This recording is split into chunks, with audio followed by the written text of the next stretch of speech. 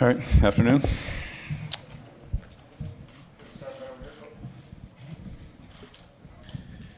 Coach, Sandy Clough, 104.3 The Fan in Denver. I was visiting with Jerry Kramer earlier this afternoon and mentioned to him the fact that you had read his book, Instant Replay, and he was very honored by that. He referred to you as Mr. Belichick. He was very appreciative. I'm wondering what you got out of that book in terms of any kind of leadership foundation that you have built over the years. Yeah, I thought it was a great book. Really gave a lot of insight, to the team, to professional football. I was young when I read it. George Plimpton's Paper Lion was kind of a similar but different book. And Jim Bowman's book on like Pennant Race or something like that he wrote in the 60s. When you're a kid, I thought those were great books, like being in the locker room, being in the field, being in the huddle, being in the bullpen, with all those situations. So, I probably read those books like 5 times a piece at some point back there. So, yeah, it was great. And, of course, Jerry was, a great player and had a great career. He's been a great man. Afternoon, Bill. Mike Petralius, CLNS Media. Hi, Mike. A lot of talk, obviously, about player camaraderie in different locker rooms. I'm curious, from your perspective, coaching camaraderie, if it's the same, is it a different kind of dynamic, and how that might pay off at this time of year? Yeah, that's a great question. The coaching dynamic is a little different just because of the amount of time we spend together. Players spend a lot of time together, but you probably double that for coaches, from the morning meetings to all the practice film study and so forth with the players to the post-practice nightly meetings, preparation for the following day. And of course, on the days off, when the players are off, the coaches are meeting, game planning, and so forth. So, every coach wants to do what's best for what he's responsible for, his unit or his side of the ball, or whatever it happens to be. At the same time, you want to do what's best for the team. So it's sometimes there could be a potential conflict there. I've been very fortunate to work with a lot of very unselfish coaches, great coaches that in the end will put maybe aside what is actually best for their unit or their position and understand what's best for the team. And sometimes as a head coach, you just have to make that decision.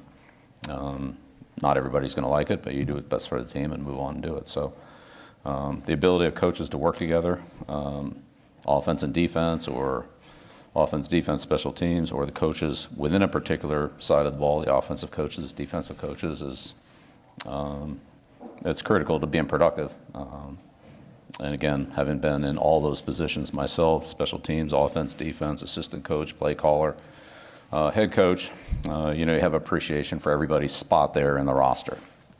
And each person has a specific set of responsibilities that interact with others. Ultimately, they don't have the final say, but they have an important role and contribution to the team and to the staff. So there's a lot of balancing in there. It certainly takes good people to work together to have productive staffs. And again, I feel very fortunate to have had a lot of those. Certainly this is a great one, and people that I have now, but I've had many along the way, and as an assistant was part of many.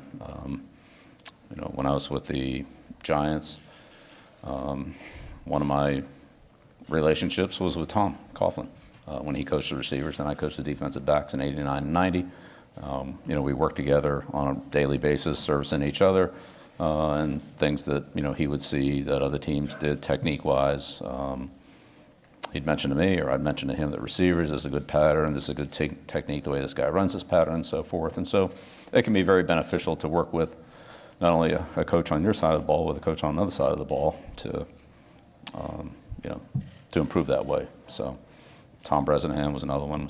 When he was the offensive line coach of the Giants, we used to talk a lot about blitz pickup, offensive line play, and I learned a ton about offensive line play from my riding to work with Tom. We lived close to each other, and we'd ride to work and talk about things like that for half hour, 45 minutes a day, and you can learn a lot doing that. So yeah, it's a great question. It's certainly a big, a lot of subject matter there, a lot of people involved, but it's critical to the success of the team.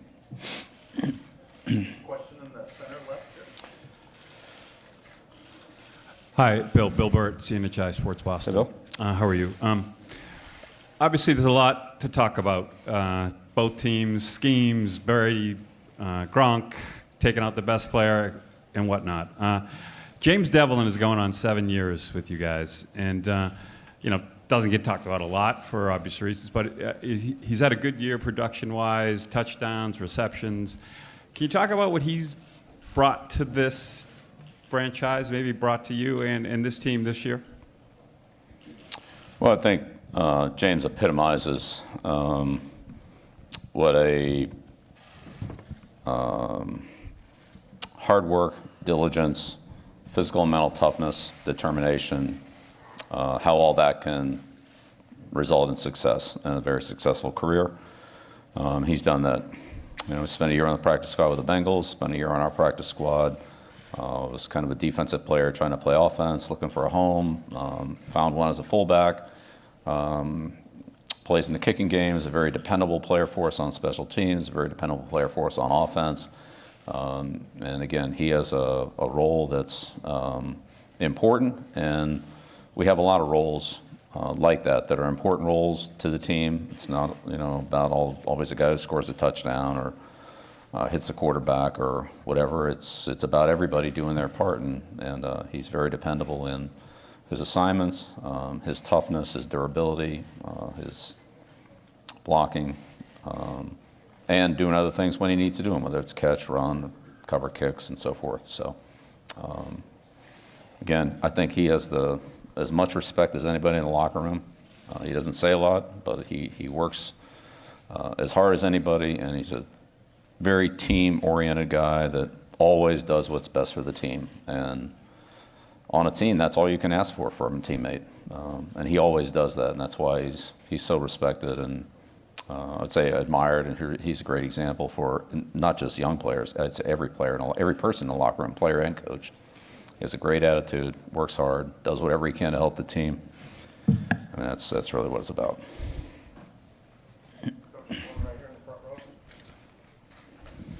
Coach Belichick, good afternoon. Federico Olvera, Radio 13, Mexico City.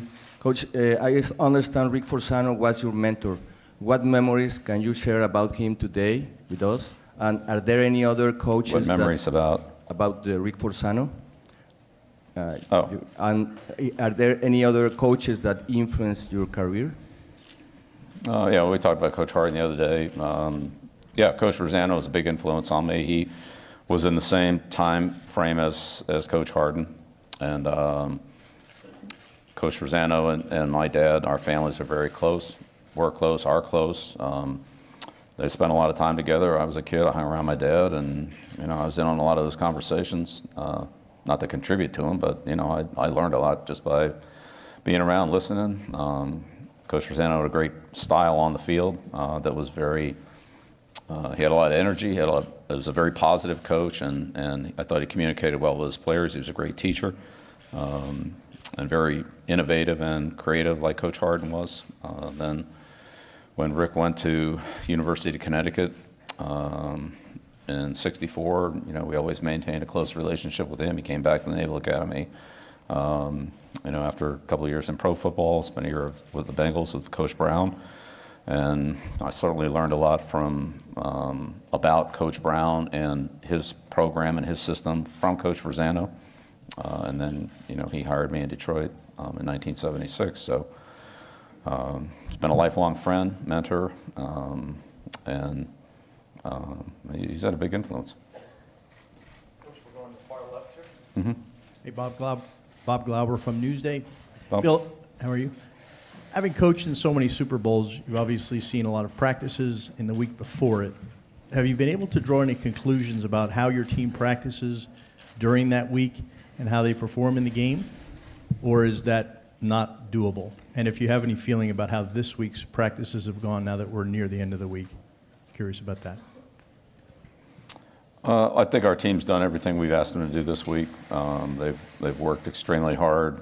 They've been focused. They're they've spent a lot of extra time doing things. The Rams are a hard team to prepare for, as we've mentioned, and they've done a lot to try to put in extra time and preparation for that. Yeah, I mean, I can look back on other weeks and other years, and I think there's some correlation. But those games were, they've all been very, very close, and it's always hard to tell what the difference was, what the defining, what could have made a difference. I mean, ultimately, there's probably 1,000 things, and we all feel if they didn't go well, we all feel like we all could have made a difference, and the ones that did go well.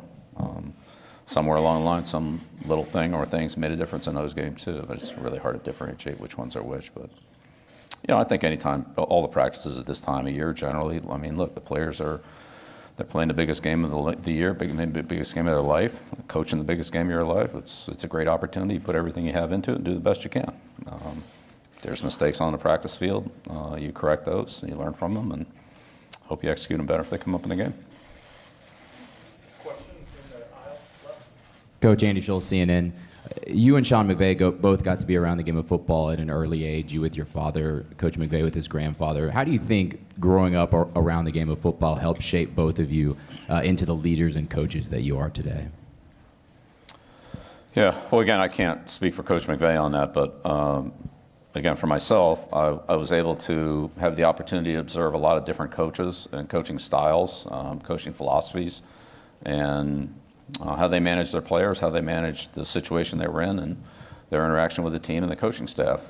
Even though I wasn't a part of a lot of that, I was able to observe it, and through those experiences, I think I learned things. And again, I was very fortunate to be, around a great Navy program at a time when it was, one of the top programs in the country, and was it had people in it that were exceptional.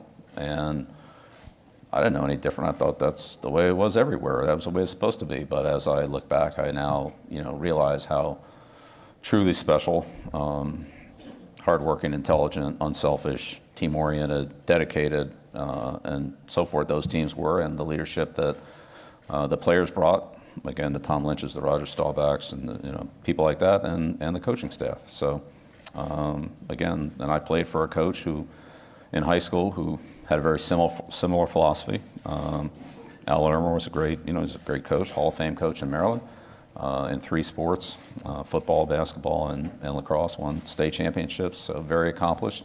And that was the way he did it, and so I kind of thought that's the way it was.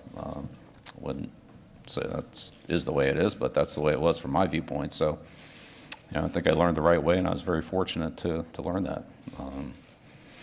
In the end, my dad taught me it was just about, his job was to scout and to prepare the varsity team by getting the other players to simulate the team that they were playing, and that was, kind of his role and all that. He embraced it, did a great job with it, and other coaches had their jobs, and they did them well to help the team, and so that's what I've always tried to do, and that's what I believe in, and so I think those are very good influences, so I'm very fortunate that I had those.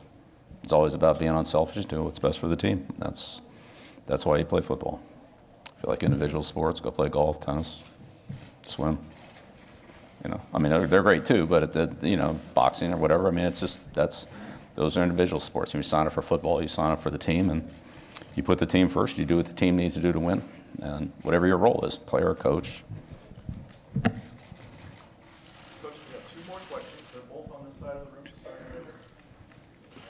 Hey, Bill. Mark Cannizzaro from the New York Post. Just wanted you're often crediting a lot of the people behind the scenes. Dante Skornecki is a guy that has been around for such a long time. Can you speak about his importance to what you guys do, and get into a little bit about you bringing him back, and maybe how that went? Well, Dante's, has had a tremendous career. He's a great teacher. That's number one. He's a great communicator. He's former Marine, so he's tough. He's mentally and physically tough. He's very demanding, but he does it in a good way, and the players respond to his toughness and his demands. And and they perform well together as a group. And we've had a lot of different groups over his tenure. I really got a chance to work closely with Dante in 1996 when I came to the Patriots that 1 year. So that was Al Groh, Romeo, and myself and Dante. And I mean, that was a great staff. I mean, I think those guys are tremendous coaches, and I was very fortunate to be working with that group. I learned a lot from that group, and as a group, the four of us, I thought, worked together and did the kind of job that I feel like you'd be proud of to present to your players in that year. And then, you know, things went a different way the following year. But when I came back, you know, Dante didn't have to stay, but he ultimately did stay, and you know, has been with us ever since, other than the 2 years when he was in retirement. And I'm just so fortunate that he did that. What a strong position coach at a critical position in the offensive line. He's developed so many players from undrafted free agents to, you know, low draft choices to guys that, you know, say other people didn't think they would have big careers or so forth, that have played very well, very consistently for us over a long period of time. And he's done a great job in terms of game planning, in-game adjustments, protection adjustments. I mean, he does a phenomenal job in every area. Can't say enough about what he's done. Ivan was here too. I knew Ivan from when he was at Syracuse, but Ivan and I had never worked together like Dante and I had worked together, and fortunately Ivan stayed from the 2000 season, has been here ever since. And so, you know, having those two guys on offense, even though we've had multiple coordinators with, you know, I mean, Charlie did a great job, Josh did a great job, Billy O'Brien, you know, was fabulous. Josh has done a great job since he's been back. I mean, I've been very fortunate. But those two have essentially been there through, you know, 4 different coordinators, 3 people, but 4 different kind of sets of coordinators there. And, you know, it's been an amazing level, I think, of coaching that our offensive players get in those groups from those guys, and that our offensive staff has been able to consistently deliver. So very fortunate that, I mean, look, Dante did, you know, what he felt like he needed to do at that point, and then things changed, and I'm certainly glad he's back, and, you know, I think he does a great job for us. We have one last question. Sure. Hi, Bill. Associated Press Broadcasting. In last year's game, the Phillies special turned out to be a real pivotal play. I'm wondering, in a game of this magnitude, as a coach, do you tend to seek out big home run plays, or do you tend to usually try and play it more conservative? Yeah, I think in this game, to me, it's just like any other game. You try to do whatever you can do to win, and whatever play you think, or plays, or strategy, or whatever it is, I mean, it's a one-game season. There's nothing else to save it for. So, whatever's you think can make a difference, whatever you think's the right play or the right call, and maybe it's in the right situation. It'd have to be, you know, the right time to do it. Absolutely, I think there's no other reason to play this game other than to go all out to win it. So we always do that in every game. We treat every game that way, but certainly this game would be, there's only, you know, I don't know, call it 150, 160 plays left in our season. So we need for all those plays to be our best plays, and that's what we're going to try to do. Thanks. Okay, great. Thank you.